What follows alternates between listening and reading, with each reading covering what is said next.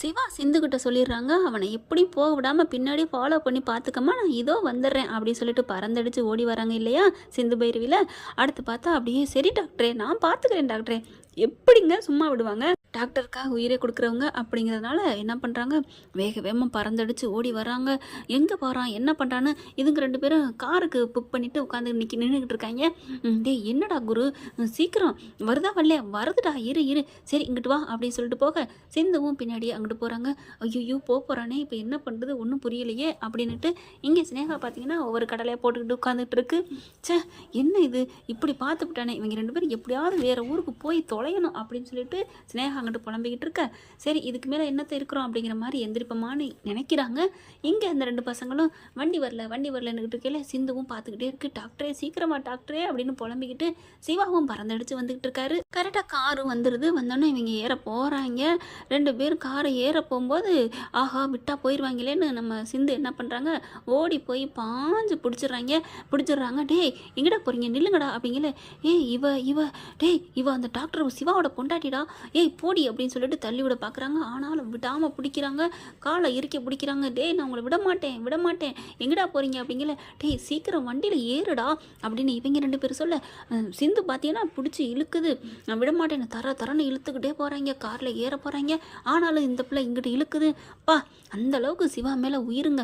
பரவாயில்லைங்க, என்னதான் ஒரு பொய் பிரார்த்தனம் பண்ணாலும் சிவாவுக்கு உண்மையாக அதாவது மனைவியாக நல்லா இருக்கணும் அப்படின்னு தான் பண்ணிக்கிட்டு இருக்கு. டாக்டரே சீக்கிரம் வா டாக்டரே, ஐயோ சீக்கிரம் வரமாட்டேங்கிறாரே அப்படின்னு புலம்பிக்கிட்டே காலை பிடிக்கிறாங்க. ஆனாலும் பார்த்தீங்கன்னா சிந்து அப்படி தள்ளி ஓங்கி விடுறாங்க. கரெக்டாக இங்கே கோயிலுக்கு சாமி கும்பிட்றதுக்கு நம்ம பைரவியும் ஆறுமுகமும் வர்றாங்க.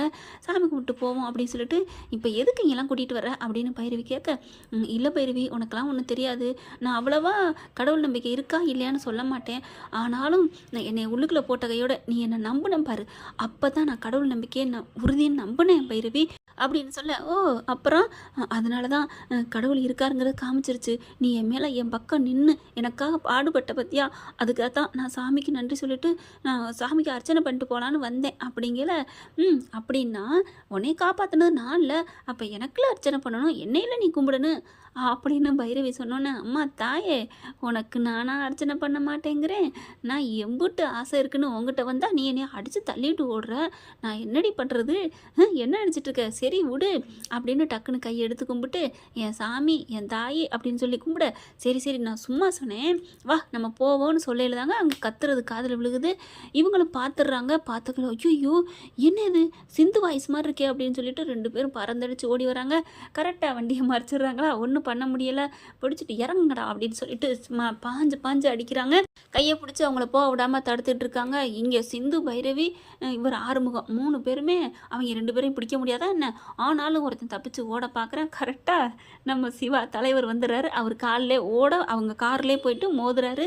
மோதின கையோட சிவா வந்து பிரேக் போட்டுட்டு இறங்கி கீழே வந்து எங்கடா பார்க்குற அப்படின்னு சொல்லி அடிச்சுக்கிட்டு இருக்காங்க. அடின்னு பண்ணிக்கிட்டு இருக்கல, எதுக்குடா அப்படி பண்ணீங்க, ஏன்டா அப்படி பண்ணீங்க அப்படின்னு அடிக்கிறாங்க.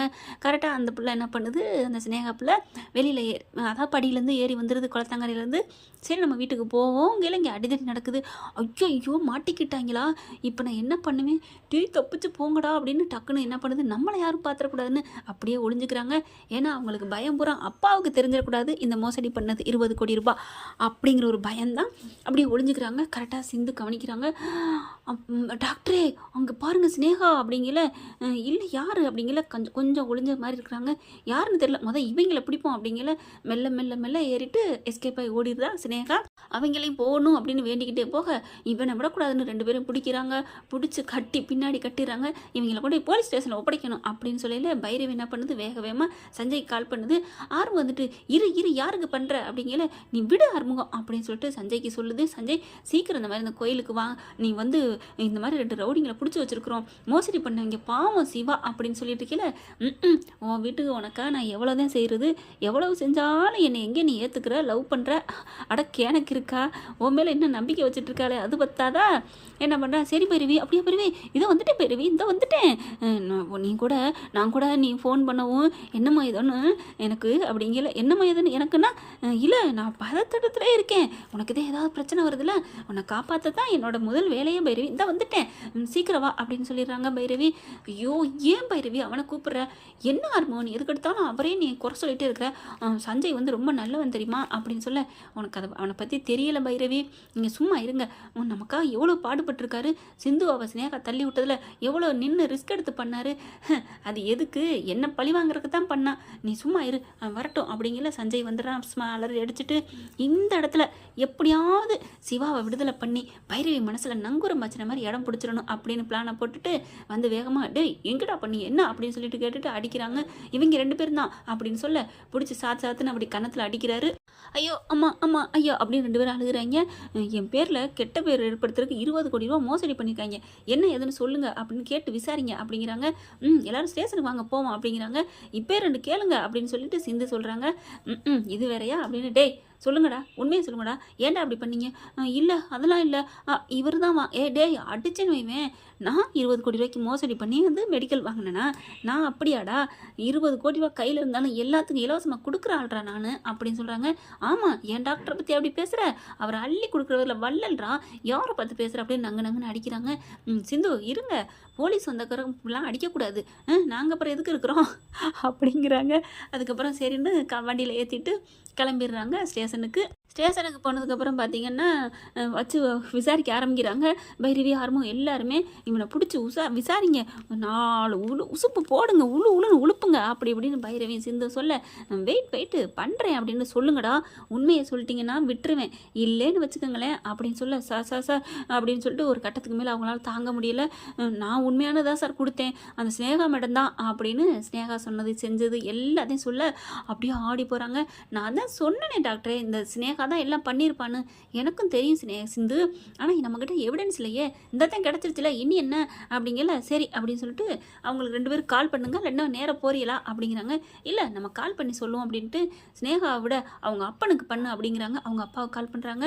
இந்த மாதிரின்னு சொல்ல, உங்கள் பொண்ணு என் பொண்ணு வெளில போயிருக்கா, ஏன் என்ன விஷயம் அப்படிங்கல. இந்த மாதிரி ஸ்டேஷனுக்கு வாங்க. ஏன் சார், உங்கள் பொண்ணு பயங்கரமான கேவலமான வேலை பண்ணியிருக்கா. கேவலமான வேலை என்ன வேலை, 20 கோடி ரூபா உங்களுக்கு மெடிக்கலில் போர்ச்சரி பண்ணியிருக்கேன்னு சொல்லியிருக்காங்களே, ஆமாம் அந்த சிவா தான் பண்ணது, சிவா இல்லை உங்கள் பொண்ணு தான் பண்ணியிருக்கா, என்ன சொல்கிறீங்க, ஆமாம் 20 கோடி ரூபா ஒருத்தன்ட்ட வேணுக்குன்னே ஏமாற்றி டாக்டர் பண்ணதாக பொய்யா கொடுக்க சொல்லியிருக்கிறா மருந்து பூரா அப்படின்னு சொல்ல அப்படியே தூக்கி வாரி போடுது. என்ன சொல்கிறீங்க, ஆமாம் இப்போ அவங்க 2 பேரும் கம்ப்ளைண்ட் கொடுத்தாங்கன்னா உங்கள் ஹாஸ்பிட்டலே சீல் வைக்கிற மாதிரி வரும், ஐயோ வேணாம் அப்போ உங்கள் பொண்ணை கூட்டிக்கிட்டு சீக்கிரம் வாங்க, ஏதாவது காம்ப்ரமைஸ் பண்ணுங்க அப்படிங்கிறாங்க. ஐயோ நம்ம காம்ப்ரமைஸ் பண்ணிட்டா விட்டுருவாங்களா அப்படின்ட்டு இருக்கையிலே ஸ்னேகா வருது. ஸ்னேகா நில்லு எங்கே போனேன் அப்படின்னு கேட்க, என்ன டேடி ஒன்றும் இல்லை டேட், சும்மா தான் கோயிலுக்கு போயிட்டு வந்தேன் அப்படின்னு போக, நில்லு இல்லை டேட் இந்த வர்றேன் எனக்கு அர்ஜென்ட், என்ன அர்ஜென்ட் நில்லு அப்படின்னு சொல்லிட்டு கூப்பிட்றாரு. பலான்னு ஒரு அறை கொடுக்குறாரு.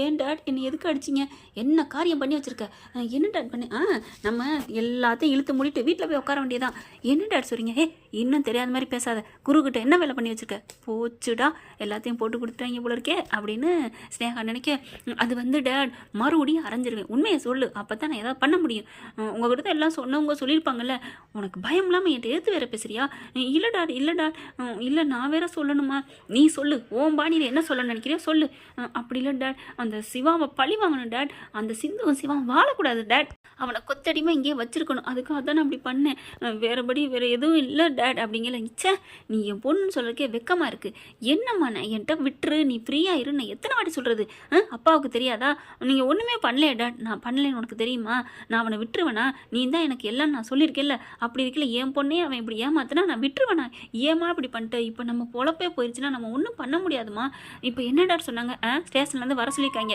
அவங்க கம்ப்ளைண்ட் கொடுத்தா நீ தான் உள்ளார போகணும், என்ன பண்ணுறது, இப்போ உன்னோட சேர்ந்து நானுமா போகிறது, அவங்க 2 பேரும் நல்ல வேலை என் மேலே கொடுக்காம ஓ மேலே தான் கொடுத்துருக்காங்க, நீ தான் எல்லாம் சொன்னேன்டு, ஐயோ டேட் அப்படிங்கல வா அப்படின்னு சொல்லி இழுத்து அடித்து கையை பிடிச்சி கூட்டிகிட்டு போகிறாங்க. ஸ்டேஷனுக்கும் போயிடுறாங்க. போனதுக்கப்புறம் காய்ச்சி மூச்சுன்னு கத்துறாங்க. அப்புறமா மன்னிப்பு கடிதம் எழுத கொடுங்க அப்படிங்கிறாங்க. அப்படியே ஸ்னேகா முறைக்குது.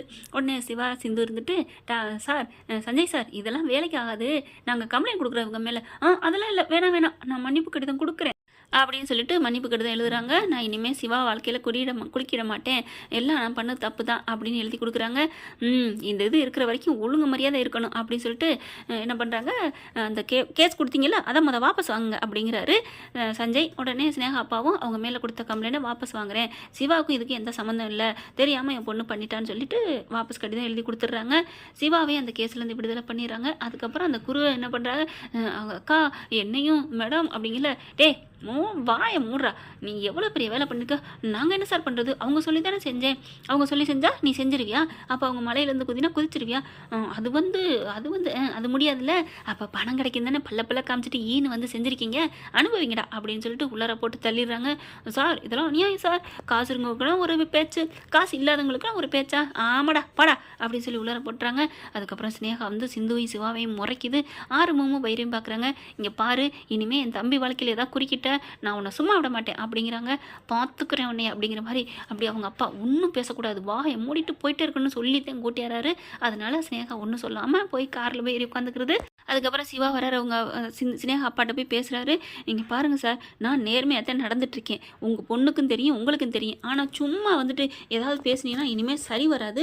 உங்கள் பொண்ணு ஒருத்தனை லவ் பண்ணியிருக்கா, அவனையும் உலகத்தை விட்டே அனுப்புகிற அளவுக்கு பிளானை போட்டிருக்காங்கிற முதற்கொண்டு எனக்கு தெரியும். அப்படி இருக்கையில் என்னையும் அது மாதிரி பண்ண மாட்டானு என்ன நிச்சயம், எப்படி நான் அவ கூட வாழ முடியும், கொஞ்சமாவது உங்கள் பொண்ணுக்கு புத்திமதி சொல்லி நல்லா இருக்கிற பேரை கெடுத்துக்காமல் இருக்க சொல்லுங்க அப்படின்னு சொல்லிட்டு நான் பெருந்தன்மையாக தான் விட்டு கொடுத்துட்டு போகிறேன் அப்படிங்கிறாங்க. பைரி வருது, கொஞ்சம் விட்டுருந்தா நான் தான் உங்களை உள்ளர தூக்கி தள்ளி அடிச்சிருப்பேன், என் சிந்துவை கண்டு உங்களை மன்னிக்கிறா அப்படின்னு சொல்லிட்டு வா நம்ம போவோம், நீ சும்மா சிந்து நீ போ, அவங்கள மன்னிச்சது தப்பு, பைரவி விடு பைரவி அப்படின்னு சொல்லிட்டு ஆர்வம் பைரவி சிந்து சிவா 4 பேரும் சஞ்சய்க்கு நன்றி சொல்லிட்டு கிளம்புறாங்க. பைரவிட்ட வந்து பைரவி எல்லாம் உனக்காத்தம்மா அப்படிங்கிறாங்க. எனக்கு தெரியும் சஞ்சய், என் ஃப்ரெண்டு நீ இருக்கிற வரைக்கும் எனக்கு என்ன கவலை, உன் கவலையே அவன் தான் உனக்கு பிரச்சனையே, அது தெரியாமல் அப்படின்ட்டு ஆறுமுகம் முனங்க. ஆறுமுகம் பார்க்குறாரு பைரவி, இவர் சஞ்சய் பார்க்குறாரு ஆறுமுகத்தை, போடா என் பொண்டாட்டி மனசில் நான் எப்படி இடம் பிடிச்சிட்டேன் பார்த்தியா அப்படின்னு மனசில் நினச்சிக்கிறாங்க. ஆனால் வரையில ஆறுமுகத்தை கையை பிடிச்சி தான் கூட்டிகிட்டு வராங்க. அவங்களுக்கு உடம்பு முடியல அப்படிங்கிறதுனால கையை பிடிக்கிறானே அப்படின்னு சஞ்சய்க்கு அப்படியே ஒரு மாதிரி ஆகுது. என்ன ஃப்ரெண்ட் இப்படி பண்ண நல்லா தானே இருக்கும், பார்க்கலாம். தேங்க்யூ. இந்த வீடியோ உங்களுக்கு பிடிச்சிருந்தா தயவு செய்து லைக் பண்ணுங்க. இன்னும் அப்டேட்ஸ்க்காக சேனலை சப்ஸ்கிரைப் பண்ண மறக்காதீங்க. நம்ம கிட்ட இருக்க எல்லா சேனல்ஸோட லேட்டஸ்ட் வீடியோ அப்டேட்ஸ்க்காக மேல ரைட் சைடுல காட்டுற லிங்கை கிளிக் பண்ணி வாட்ஸ்அப் குரூப்ல ஜாயின் பண்ணுங்க. உங்களிடம் விடைபெறுவது நான்